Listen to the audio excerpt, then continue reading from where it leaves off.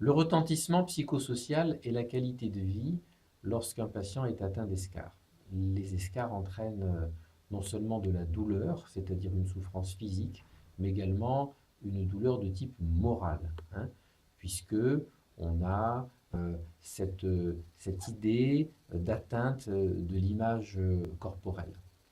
Alors cette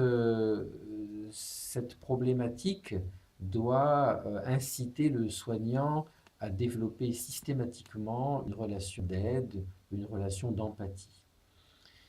Le respect de l'image positive, de l'estime de soi, de la dignité doivent toujours guider l'action du soignant.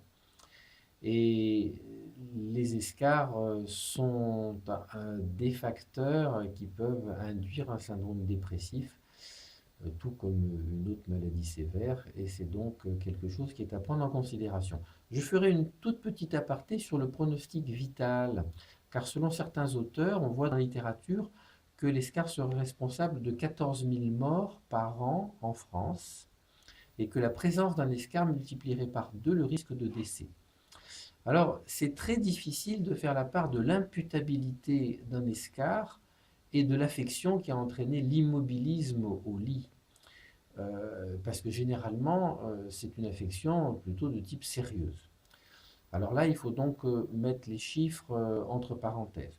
La seule chose que l'on peut dire, c'est que la présence d'un escar n'augure rien de bon dans l'évolution et le pronostic d'un patient.